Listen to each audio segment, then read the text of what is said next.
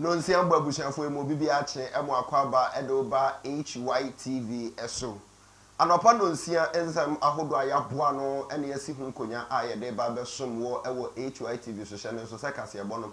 ye na mu Facebook live ena afen so YouTube bibi a yetwagum kama ubetimi enya bi ahwe akenkan no ebrepam sede ese na efata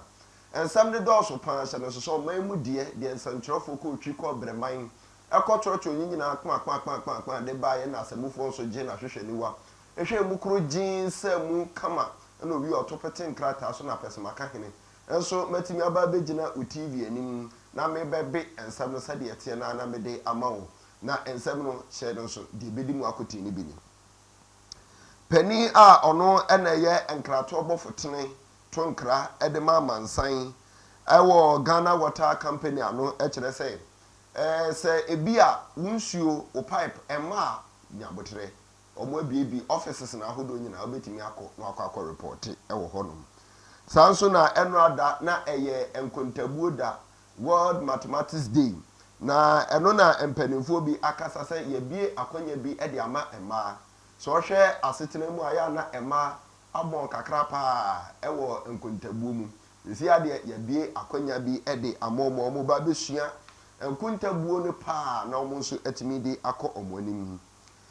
obakọ akopiem ewo bunu mantam ne mu MPP emabunu a ewo ho ena omo adwalai omo bu from say how could you omo che say aba omo koto ye police station no say de enema nkoye kura nti omo srempanifo say run off yensan koto aba ne biu enti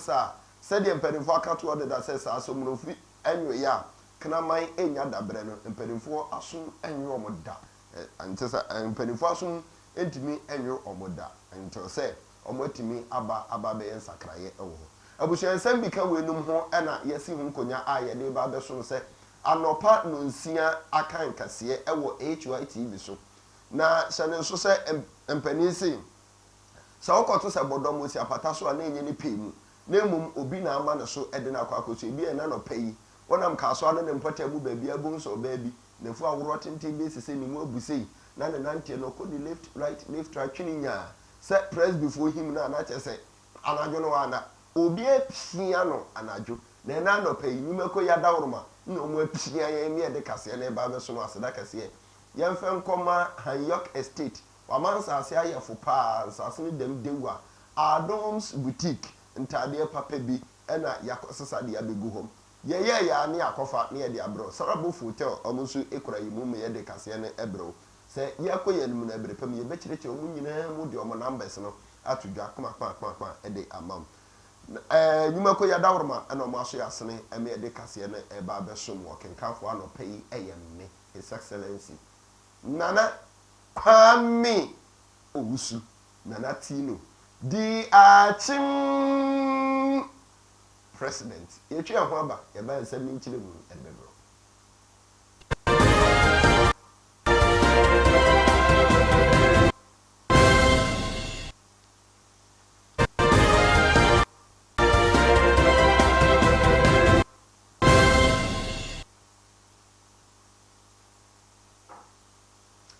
abushafo emu akwa aba pi se afi na wode wafidi na to e ka se aha eye Hytvgh na anopa no nsia akankase e na ne braso a yede ema wi yenhye ensem no ase ye shase ane ye sefri omanmu enyumaku a omo na ehwe yensuo ensem so Ghana Water Company ahweye pani kwankyerefo a ono eneda nkitahudie ene nkrato ho ensem so eye Owura Stanley Mate na okase no chese wate omonam no motete ombehu ase Ghana fo kam kan su adaya papo no bi atwetwa so ho no ma bete se ubebi o papo no na ebohrema saa de kirew ama hwerema no so ebo no saa enyoma eto saa de kirew no so se ubetu ya ho ka papo ne mba unya nsuo aje so okoto nsuo ni firi baabi a na ade abade e wade na so ubehu ane se water bill aba dewa na wo kwa akotua no se saa de ande anya kra emoa enti wo a wo fa saa ohaw bi etese mu no esrem omo mpeso so offices ahodo omo abiebie ede ato mansini bi emu no bomode na fu ani e kire ho bo wo hawo ne se kashiri na so a ne se bede na fa ko ho na ko sanim se mransem du na fa mampanimfo na omonhwe na omunyi sa ne manyi nyina mfiri ho mema abumfu entra mfie enhyase enome na enya de no betimi aboa ye nyina ye nuanum ene anuanum etire nso nkan no nkyere sa bonten sofo emefa enkodi enti we de obesre mpanimfo ada obesre Ghana de hye nyina se obi bia emfa enka wona akoma ento omoyam na se ukosa oha no mu bi mu adan wani fa kire office bia ebenwo nakọ ye report no efama mpanimfo no omohwe no mutu hu anamon fema. You're going to get them every month because of that social contract. That even if you don't have water. Yes, if you don't have water, it will read your current consumption will read 0. No, but you're saying there's value. If there's value there, it's arrears. Oh. Yes. So you should check very well. And then if there's value, it means that some water has gone through his meter. Because we bill our customers according to the readings on their meter. If the water okay, and that is how we measure their consumption. If the water went through and he didn't consume the water, how do you bill him for it? Well, it's gone through. So where did the water go? If you fetch the water you are not using, the meter has still recorded it. That water did not flow through the account. Sometimes some of these things are exaggerated. But if he feels, I believe my God. Okay, fine. But if he feels strongly about that one, if he knows it is true, he should just go to a district office and report the issue. Okay, we monitor the system so we know if it's true. Definitely, that adjustments will be done for him. I believe my brother from Tuba, what he's saying is the truth. Okay, so let him go to a district office, talk to the district manager. They'll do the investigations and then do the adjustment for him. Okay. There's no problem at all. We wouldn't want to cheat anybody, and we wouldn't also want anybody to cheat the system. Teshi. Owura Stanley Amate ena yakọ hwe no na odinsem we nyina atudwa ewo 3FM Sunrise eho ena ode ensem ni nkyiremu ahodo nyina ekotu edwa enu ada na eda ye de kai enkontabuo mathematics ye dinida na obehwe aya na school for p na obi ya na me ya adwene se maths de aya na eden pa nti aya na mpanifo school for ta adwane firi ho papa hu we as me pay English crach and maths me per science na so maths de omonwom obi emfa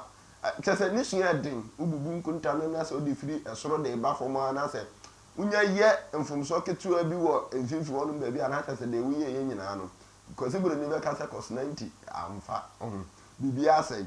enti eno sa no aya na hadwen papa na wo pe wona edwane firi enkontabuo ho adesua no mass no opa mo edwane firi ho pa dia aya na ye ma sulu pa uko suapo ahodo mu na obo se business de amanfo ye nso wo mu bi nanso dodo sen na taye business enampo emudodo sen na etoaso ekosua ho ade wo suapo ene entoaso suko ahodo ni nyinam beduru hono no amane afa baby foforo enya de a eboa eno na African Institute for Mathematical Service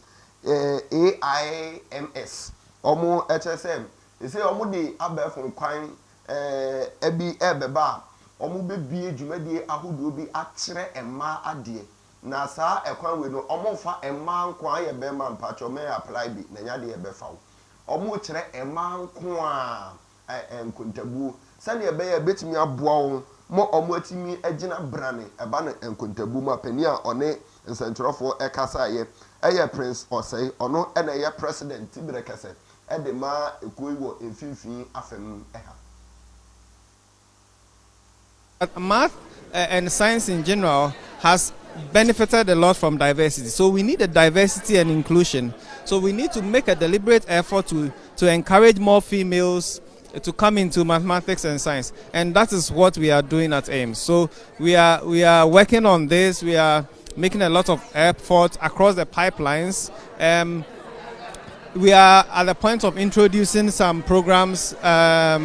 online platforms to encourage junior high and senior high school to learn math online free of charge, and trying to encourage them to take careers in the universities in math and science, and then continue all the way to the highest level of training and research in math. Intina enya se amofra no ho na ye fe na seb omumpokua bi asoso ene ye pese ye nkɔhwe omanim wo online da bi na mmom sɛ ne yɛbɛyɛ a ɔmo nso bɛgye nhini agye ntini ɔmo ayɛ akuku ne ani ntini ohia finance ministry a ɛma dodo sign ne yɛtimi afɔm wɔ Ghana ha sɛ finance minister enye nti yɛboa mo na sɛ ɔmo sua adeɛ no ɛkɔ mo anim ɛkɔ nkan saa na ebiri bi bɛba a yɛpɛ finance minister yɛbɛbɔ di na nkɔ yɛ ɔba na nyina atimi agyina banane ɛwɔ enhomasua mu na ɛno na soafoɔ abɛdi akyira ɔhwɛ enhomasua nsɛm so Deputy Minister of Education onimonyamfoɔ John Intim Fodjo enso ede kakra eso so sɛ meko bi ne manka bi de na kyɛ sɛ wankɔkora na nkɛyɛ nti ɔde kakra ɛtoa so preventing females from fully participating in STEM disciplines. So some structural efforts will have to be made to make it more attractive and to be able to even attract females to get in, to be able to get to a gender parity of 1 when it comes to gender participation in STEM. Wesley Girls by far still remains one of the best SHS we have in the country, and they are very strong in math. And so you see the ladies competing at tertiary with all the men, and they are still some of the best surgeons, some of the best engineers. We want to create many more of Wesley Girls, and that is why the all-girls STEM high school is going to be created. We have one at Bosomtwe Girls, and we're also going to have one at Katamanso, which is going to be affiliated to Ames Ghana, situated very close to them, and they are going to mentor them. So that is one of the initiatives that we are implementing to ensure that we encourage a lot of female participation in STEM. Nano dai na MPP for ABA and Krata at the 2 Hose, who are we police station agent bia no executive no bomoding na kofa and Krata and Ponebo say 10 cities. Kofa and Krata na Saufata Osefata na Omanfo Eju Tuma Yato Swaba. Nyadi Tuma no aba be police station executive. Na no na any eba ye Omanfo ye nyina enimu asem.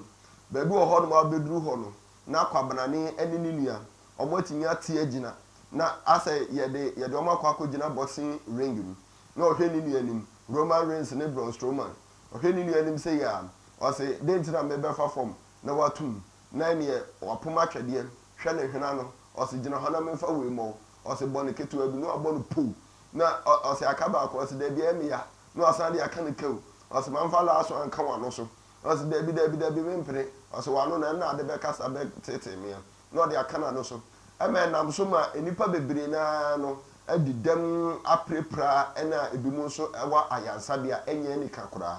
na no na se ukopiem ewo bunu mantam ni mu a mabunu a ewo MPP amonyoko ni mu ewo ho e kire se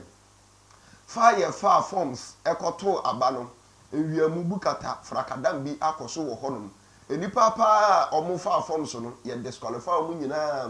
a omo sefata etwasenke ye to omo so oba omo nyina disqualify omo ene e konsan kofu bia yenim ba bi omo free omo baaye na omo timi ko yenim ba bi krampo omo ko forms ebi so omo koto no wo head office ebi so omo koto wa ha ene omo nyina ba na omo aba ya beto omo so aba na ya je omo ato se da bi aferi we de yentimi entena se enhwe na sankofu ekra omo aba betena se se omo ena eba be ye police station executives no omo mfin ehwa se bi wo kan omo mfin krampan krampo enum otwe na omo atimi ade aba be ye adwuma ade aba be ko atia se omo break the 8 no anya de betimi aboa anhwe a omo benam so ema MPP amanyoko no 2024 aba e beto no omo beko opposition enti we de omo sere se empanimfo mpani edi kanka to ho se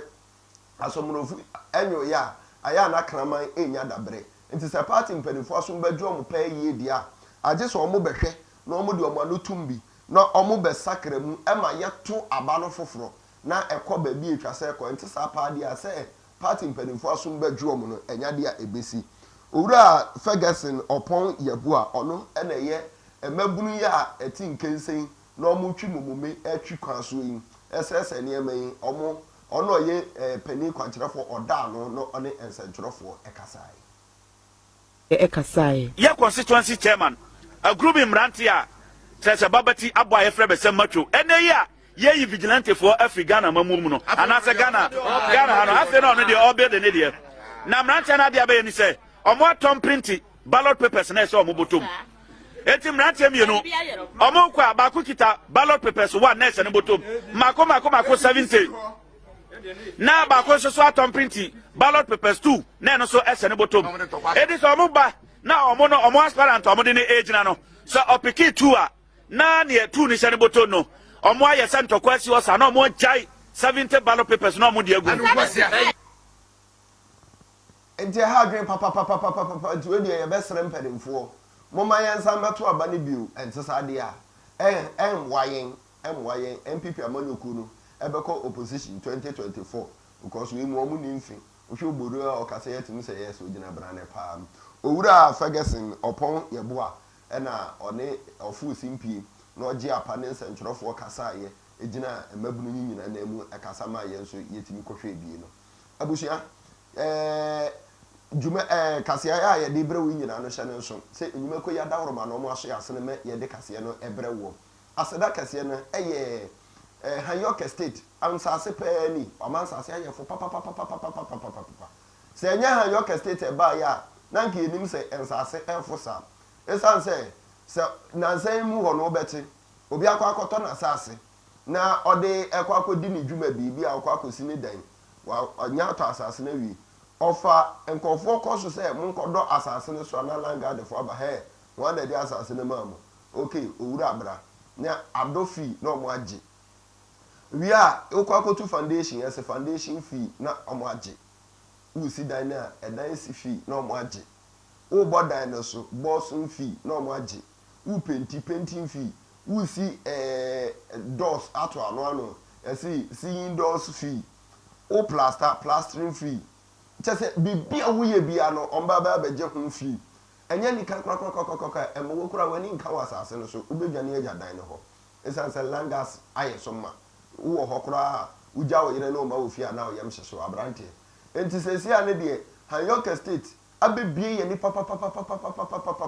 ama sese sa ne amanyi nyina na ayetwam kabia etwam ndi yakoto asase ayekoto wo Yorke state nche sanse omo de no enkrata mapa krojin ewo so a obia langa de bia enimu ni asem ni obia nso enya problem bia no enti bomodin ade nti na woda so a wo twam na nko Yorke state ahye ye me pa cho bia wo bia de eje number yi ofra a ombebo nkyeremu a echen midi yi so 0243 708 485 0243 708 485 Adams boutique omusu ekura yimu ntade ayefo pa abrante afi na akwakoye wedding enkoto ntade anabu odin na ukofie wankobon salo si ya hwe se mihunu ya nka sika udi bedidi ofie nyina de nyina ekoto ntade mesrew bomoden mema akwankyere no ba akope me sofo ti akwankyere no ba akope ko Adams boutique nana ubodwa esa wontoma no ufa wo hoteten na omanfo beba nyina hu se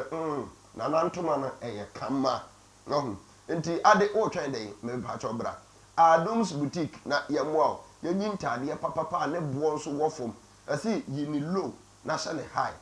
Adams boutique 0243 708 485 Sarabo hotel omonsu ekura yemu bi event organizers who pese o your wedding who pe baby abeye no event no esro Sarabo fa krado e de amount se oba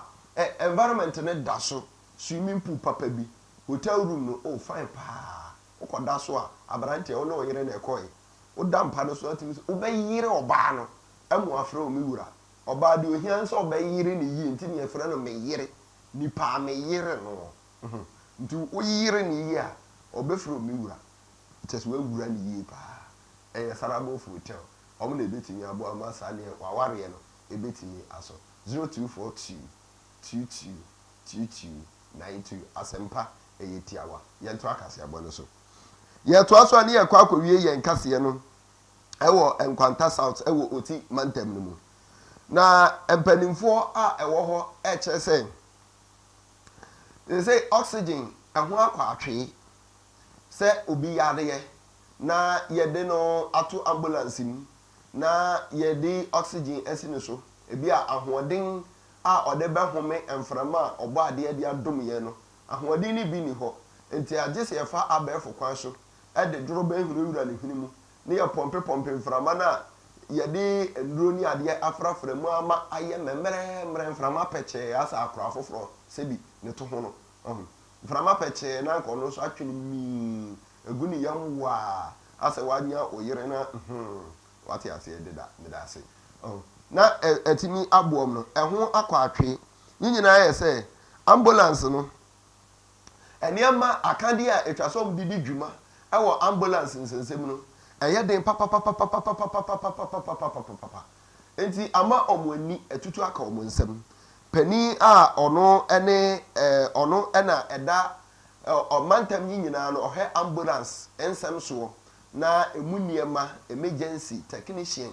ɔhwehwɛ mu ɛtototo nneɛma nyinaa yi ɛyɛ owura Joshua Amadu ɛna ɛkasa na ɔkyerɛ sɛ we deɛ wɔn a ɛka bi wom a bibi nyame ayɛ mo adom na bibi kakra ba mo nsɛm no nke betumi a mo ntwa mo ani na mo mehwɛ otima ntam no mu na ambulance service no mo mo ayɛ pa because yɛn nyinaa yɛ ka ho ɛne yɛboa ma ɔman ne nkyekere yɛ atimi akɔ n'anim otima ntam yɛte yɛn nkyɛn enti ama ɔmumpuntuo no ɛwɔ fam betumi asrɛ ɔsrɛ koto srɛ pa nsa dansɛm kotodwogu fam tɛkyerɛma ɛda bodwe mu srɛ sɛ obi bia o kan bi woma betumi aba bɛyɛ ɔmo adɔyɛ saa no ɔmo betumi ɛmɛyɛ ɔmo adɔyɛ regional principal advanced emergency technical technician ɛyɛ Joshua Amadu ɛna ɛkasa yi Mensin assembly ensa do suke broma sometimes kana ambulance ko atumi ko ena moto king ko na moto ambulance ko be fa ko gaba pa no e yo how kase nti ye besre municipal assembly so on be bibi afon amai na Semenhyia ba ye betumi akwakofa ena fe so ye say fa apin for na nkola ya ofo no emepi wo no ma ye say ye mo from my friend oxygen na emepi no otiwi di hanu na na ye nya pa say e oxygen nti gise ye ko akra we ye how kase pa e ma ye national balance service wo team no na antasa ɔde saa nsɛm wɔ nyinaa to dwa ɛwɔ bra na US aban no nkɔfo bi a efiri USAID ɛbaayɛ ɛne ekuo ahodoɔ bi ɛbɛdom wɔm ɛde nneɛma ahodoɔ ɛbɛkyɛ wɔm na owie no amananso hɔ ɛsan bie emergency dispatch center ɛbaabi a ɛbɛpaake ambulance no ɛde asisi na sɛ obi ho ka ɛne obi nkasa puduo nsi no nso ɛhyɛ yɛbɛdi ne dwo so obi ho ka sisi yɛ a ɛne ɛyɛ na ɛka nipa ho bia obi ada asanye mu obi nkwanda asanye yan konkofa na mbra no ba bia ya na ye ambulance kosie ane ambulance bobrem no kra ya na enye nti we de ye bie center foforo kra de amomom de ambulance no be kwa koso tem bia na ye ne service filtration ya pempem na Joshua ne ntwara na ntwodo so na bibia timi akofa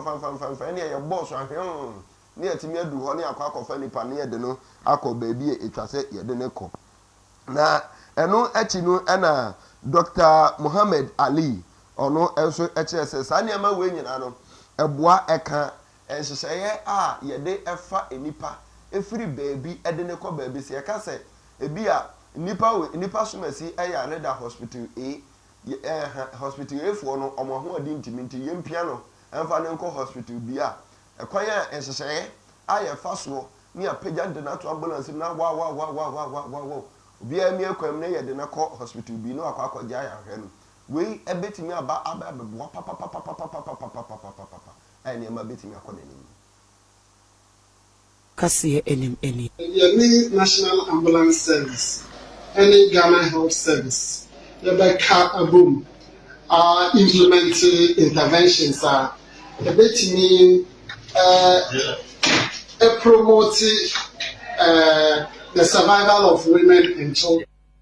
said the Oba efura obetimi awo afa no ho afa ne ba sani ebeya oba afa efura obetimi awo afa ne ho afa ne ba na nkoba ne se behu ana ambulance nsemunti na oba wa kohwere ne nkwa enye nika ewe die daye ekoso ya ne pitiri ana ekwan na ewa sadie a ekowie ewo aboboa no aha ena eberebe makwan ema yede ensem ahodo a yeboa no ede brɛ wo se anopa nonsia kaseyebo ewo Hytvgh so no yede esi ensem no di mu akote ni bini pani a ono ena ye kwankyerefo eda enkitahudie ensem so edema Ghana Water Company ekere say oh sesei omanfo a wo ho a ubebio pipe na ma na ebo na ma ho tonyom saa nyom no so obeto ama no so ni asa charge na yesebra betu ya ho ka pipe atonyom ama na ensuo a ubenya de ade ujuma no munya no ese sa oha no una emu bia bomoden ko asoye bi ebe wo mo offices ahodo bi ebe wo no ko na fa ohunkoma ko ka kire o se se ni se na ekoso ewo mfie ho ombehe no ma bebe toto enema nyina de ama pani oni edi sa nkomo no eye owura Stanley Mati ono ene hwe amanebo ho ensam so ede ma Ghana Water Company sanso ene yeko ekopie mu eno ada na eye emabunu eye eda ye de kai eda ye de kai mas yebu nkontabuo eda ye de kai pa na chese nkontabuo ewo fom a etwase e ma ne ho mene so na ye wo chese e ma ya de a omunim de ewo nkontabuo ho no ewo fom omusuro omudwane pa nti sese ye abefo kwan bi e de abre won a